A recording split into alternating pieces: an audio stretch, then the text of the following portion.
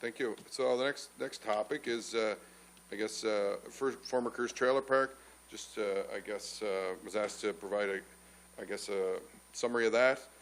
There's not too much new with this since it was last presented, but we did the study last fall, or 2 years ago, I guess, a year and a half ago. There's 6 recommendations, and I'll just review them.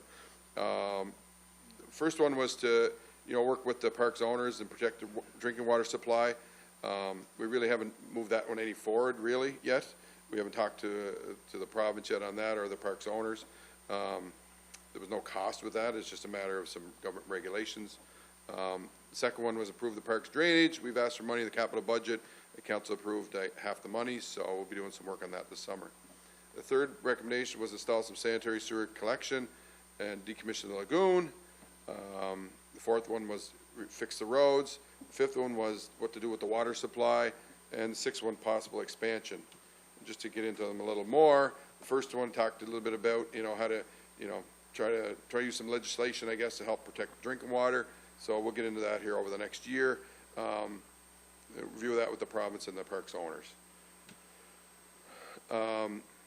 The next one, that's a project we're in this summer, is some drainage issues. So, the preliminary estimate was $1 million. Council approved $550. So we're going to work with our designers that we just hired here in the last night to come up with a plan how to spend that $550 to get a drainage line to that park to start so I guess the roadways could be fixed. Their recommendation noted that this work could be done immediately, is why we brought it forward to council for budget purposes.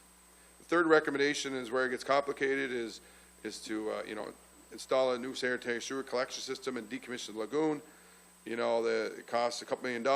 You're going to dig up the roads. So it kind of combines the next one, which is fix the roads, which is $2.5 million. So as you can see, the money starts adding up in the third and fourth recommendation that we got to look into further. We currently do not own the sanitary collection sewer system. It runs under the trailers with the water system, so it's very complicated. We're going to get right into this in the next couple of years. So this one and the next one is a couple of years off, but I can tell you we're going to get some attention over the next few years. The fifth one about the water supply, really didn't recommend doing anything. They have a well down there with that has potable water, so really connecting it to the city system doesn't really make sense because it's very expensive. That we should concentrate on using that water there. And the last one, possible expansion. Well, the city's not a developer. We can only encourage people to expand it, and we have, I guess, similar to other areas that we do encourage housing and try to facilitate that with them, I guess, be a partner and work with them, I guess. So that's kind of an overview of that. So I guess, short term, some stormwater fix, and long term, get into the sanitary roads, what we're going to do. So very complicated topic with some serious dollars, required in that. So I'll pause there and see if there's any questions on that. Yeah, can you pop up the screen with everybody's, with who's online for us, so I can see if anybody's got a raised hand? Let me try that. Let me see Because if I can do this. Councillor Ross Robinson has also joined us, and I haven't been able to acknowledge her, so my fault on that one. How's that? It's better.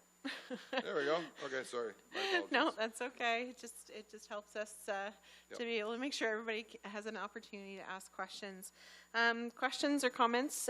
Councillor King. Thank you, Madam Chair. Darren, on the trailer park, are we going to need a lift pump there, or pump there and pump the water to the drainage for the lagoon in Miramichi? So I guess, Councillor King, you're talking about when we decommission the lagoon there? Yeah. Yeah, so it requires, based on the grades, a new lift station and Yeah. new sanitary lines, so that's why it does get expensive, yeah. Yeah, okay. New connections to all the houses or the dwellings, there's about 100 of them in there, so, the costs add up with that, yes. 115 to be exact. Yeah. Any other questions from the rest of our colleagues? So from everything. One. Oh, yep. Go ahead. Sorry. Thank you. Thank you, Director Allen, for that. One quick question. You had mentioned upgrading the culverts. So are those the culverts on people's driveways, or is that something other? So I guess we need to look into this further, but there's definitely some issues with the culverts in the roadways, which the ditches will need to be upgraded, which in turn could lead to fixing people's culverts. You know, we, as a practice, we don't like to fix people's culverts. The cost is a lot, but sometimes where the ditches aren't up to par and need to be dug out, we will fix the culverts. So I do envision that, you know, the majority of them will be addressed, you know, moving forward.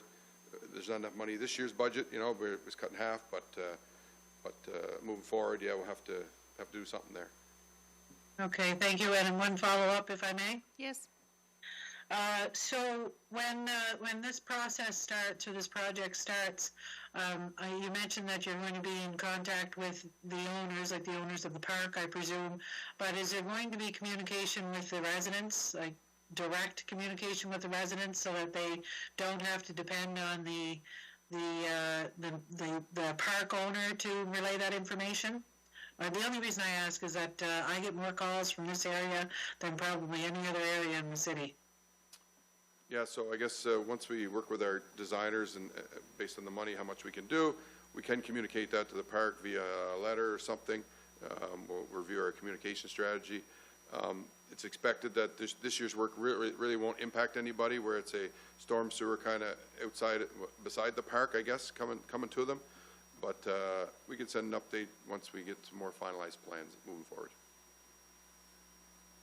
Sure.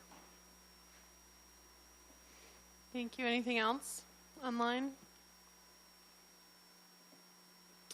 So from my understanding, Director Rao, this is going to be a multi-year project with a multi-phased project, given all the work that needs to happen there, correct? That's correct. We envision that this will probably, in order to fix this, if we do what is recommended, we're looking at, you know, 7, 8 years, 9 years to address this. You know, we're looking at, given the amount of money, you know, we're probably looking at, and we'll go through the 5-year plan here in a minute, every second year doing something out there.